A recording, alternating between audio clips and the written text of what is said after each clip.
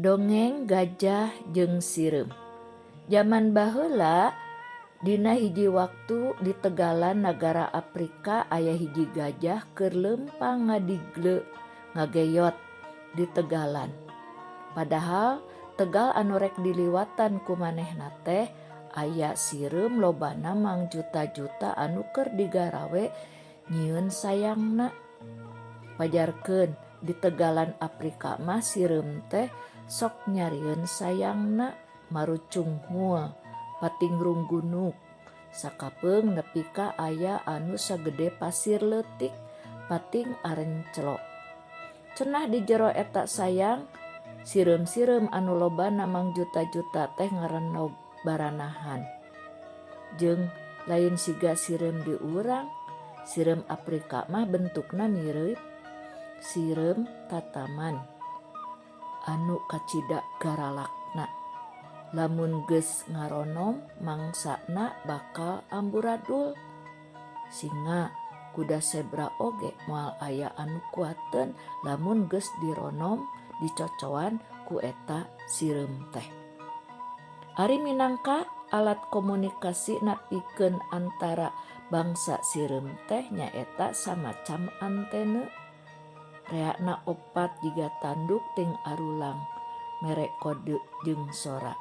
Contona, lamun eta sireum manggihan kadaharan antenena bakal ting arulang merek kode jeung sinyal ka sireum-sireum anu lainna.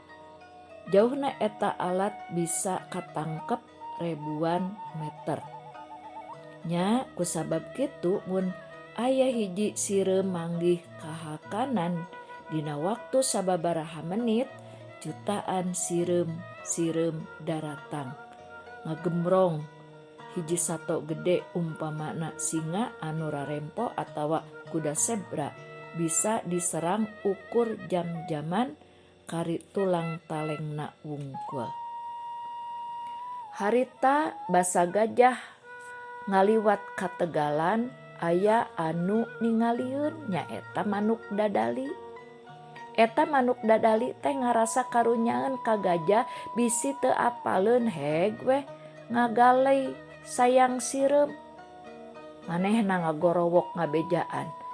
Yeuh sakadang gajah, kade lempang teh ulah noyod ka lebah dinya sabab sireum-sireum keur kerja bakti nyarieun sayang.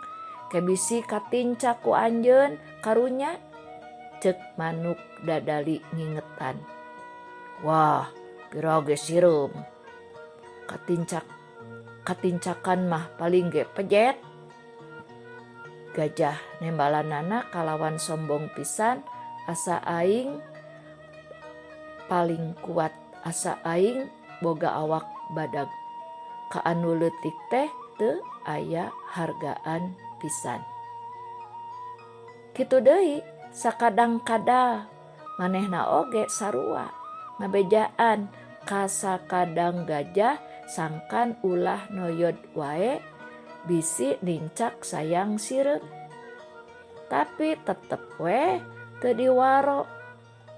Malah terus we manehna teh ngadigle noyod muru jutaan sireum anu keur pulang anting ngakutan taneuh tina jero lombang.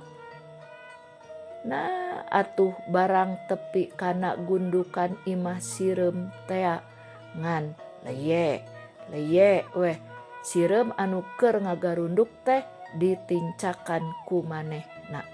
Atuh loba pisan sireum-sireum paraeh sabab teu kaburu lalumpatan kabur. Ningali ribuan rakyatna paraeh, Raja Sireum kacida sedih jeung ambekeunana. Nah sakadang gajah anjeun teh manit telenges teuing. Kulantaran kalakuan anjeun ribuan rakyat kuring jadi paraeh. Ngadenge kitu sakadang gajah lain sadar kana kasalahanana.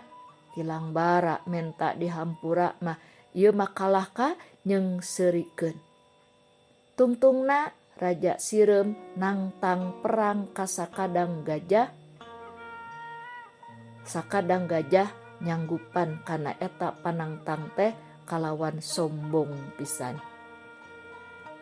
Ti harita Raja Sireum nginstruksikeun ka rakyatna pikeun ngali lombang anu jerona salaput gajah minangka siasat pikeun ngelehkeun gajah anu sombong tea. Dina waktu anu geus ditangtukeun perang dimimitian.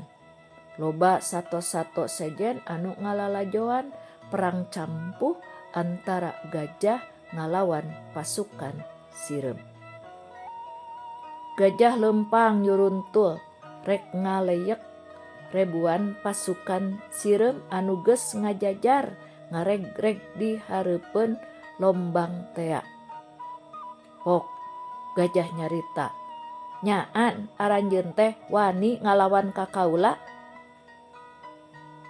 "Naha bet teu wani, kunaon? Sok lah. Anjeun nyerang ti heula," ceuk pasukan Sireum raeng ngahajakeun. Sakadang gajah kacida ambekna asa diunghak jeung dilelewean. Tungtungna sebrut bae manehna nyuruntul ka hareup bari teu merhatikeun tincakeun. Atuh puguh we barang tepi kana lombang manehna ti gurawil ragrag kana lombang ugal-ugil bari teu bisa hanjat. Tanpa dikomando deui geus kitu mah brudul wae pasukan Sireum lalumpatan muru lombang rek ngarepuk gajah anu sombong tea. Beuki lila beuki loba pasukan Sireum tea ngagembrong jeung nyocoan awak gajah. Nepikeun katungtungna si gajah paeh teu walakaya teu kuat ngalawan Sireum anu dianggap ku manehna makhluk leutik tur lemah. Sakitu rupina dongeng kintunan ti Neng Ajla. Mugia urang ulah janten jalmi anu sombong anu sok nganggap enteng kanu sanes.